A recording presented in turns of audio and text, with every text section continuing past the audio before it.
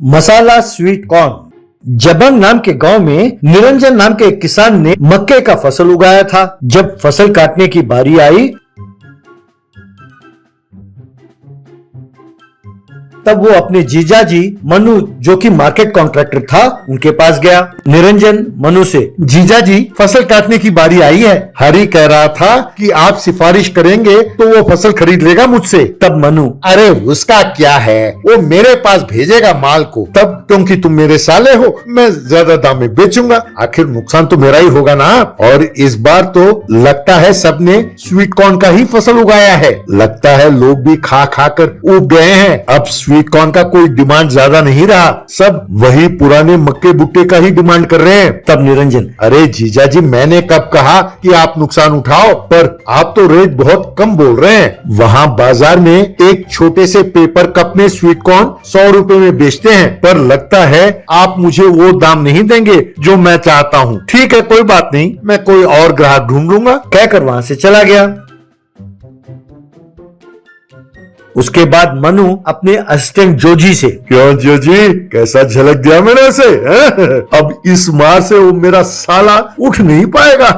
तब जोजी, अरे सरकार आपका दिमाग बहुत तेज चलता है, आपको तो किसी और ग्रह में होना चाहिए था, और अगर आप वहाँ रहते तो शायद आप अकेले ही रहते। आप इतने होशियार हैं। तब मनु, अरे जोजी मैं जानता हूँ कि तुम मेरे टांग खींच रहे हो, लेकिन मैं कम नहीं करने वाला। उस निरंजन की वजह से मेरे परिवार में सब मुझे कम समझते हैं। अब वो फसल बेच नहीं पाएगा और सबके सामने उल्लू बनेगा। तब मैं इस फैमिली का हीरो बन जाऊंगा। कुछ दिनों बाद निरंजन अपने खेत में जा रहा था कि तभी उसने देखा कि बबलू जो कि स्वीट कॉर्न बेचता है वो उसके खेत में से चोरी कर रहा था। ये देखकर निरंजन ने बबलू को पकड़ा और फिर बबलू से, अरे बबलू तुम ये क्या कर रहे हो, एक तो वैसे ही मैं परेशान हूँ कि फसल बिक नहीं रही है, ऊपर से तुम ये चोरी। तब बबलू, देखो भैया आप मुझे चोर ना कहो, यहाँ आस पास में कहीं स्वीट कॉर्न नहीं मिलता। जब मैं आपके पास खरीदने आया तब आप वहाँ थे नहीं, मैंने आपके घर के 4 चक्कर लगाए पर आप थे नहीं, और वहाँ मेरे दुकान पर लोग मसाला स्वीट कॉर्न के लिए बस लाइन लगा कर खड़े। मैं एक कॉर्न के 5 टुकड़े करके 50 रुपए एक टुकड़े के हिसाब से बेच रहा हूँ, जानते भी हैं आप। अब मैं अपने धंधे को बंद तो कर नहीं सकता। क्यों? तब निरंजन, ये तुम क्या कह रहे हो, मेरे जीजाजी तो कह रहे थे कि मार्केट में स्वीट कॉर्न का ढेर लगा हुआ है और तुम कह रहे हो कि मार्केट में कॉर्न है ही नहीं।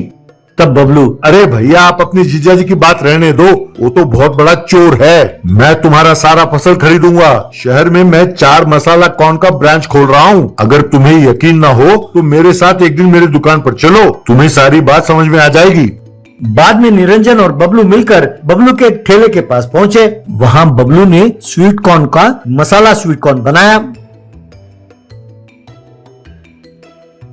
उसे खाने के लिए बहुत सारे बच्चे आए। यूं देखते ही देखते बबलू ने 200 मसाला स्वीट कॉर्न बेचे।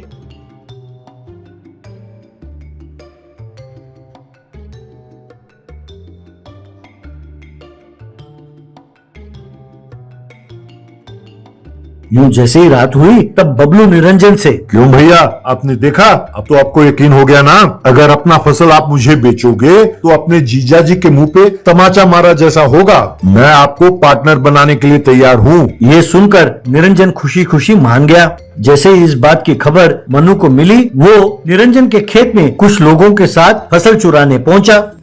जैसे ही वे खेत के पास पहुंचे तो उन्होंने देखा कि वहाँ कुछ कुत्ते बबलू और निरंजन खड़े थे। मनु और उसके आदमियों को देखकर बबलू, आओ मेरे राजा आओ, बस तुम्हारे ही स्वागत के लिए ये मेरे कुत्तों का गैंग खड़ा है। चलो मेरे शेरों लग जाओ काम पर, कहकर उसने कुत्तों को छोड़ा।